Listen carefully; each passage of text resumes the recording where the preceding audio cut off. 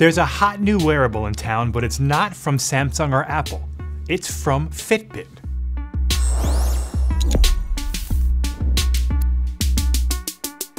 It's called Ionic, and it's loaded with the features you'd expect from a Fitbit wearable. Things like continuous heart rate monitoring, step tracking, and on-watch exercise coaching. But at $300, it needs to do a whole lot more to convince people to buy one. And it kinda does. With Ionic, Fitbit has made a full-fledged smartwatch that does apps and notifications, payments, and music. But is it worth your hard-earned money? Well, it depends.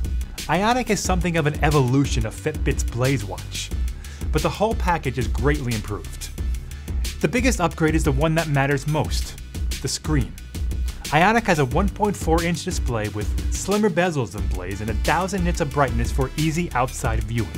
Under the screen, it's loaded with sensors to track your steps, movements, heart rate, and oxygen levels to make sure you're staying healthy. It's the best fitness wearable Fitbit has ever made, and fans will love its 4-day battery life, on-screen coaching, and auto-pause function while exercising.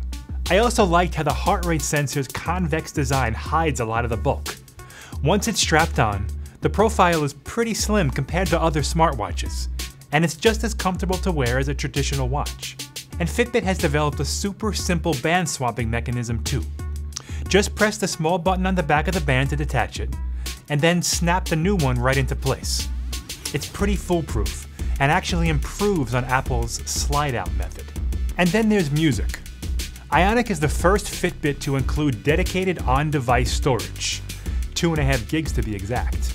So with an Ionic on your wrist, you don't need to carry around a phone full of music for your daily run. But unlike other watches, you're not just limited to the songs you own. Ionic can also download Pandora stations for offline listening. And even when working out and listening to music, you'll still get multi-day battery life. And the new Fitbit Flyer earbuds pair instantly and sound great. But Ionic isn't perfect. The biggest issue is the apps. Granted, it's a new platform, but there are currently only a small handful of apps to choose from, and none of them are much to talk about. For example, there's a wallet app, but all it does is tell you how to use the watch to buy stuff. And the Starbucks app? It's just a way to store your card.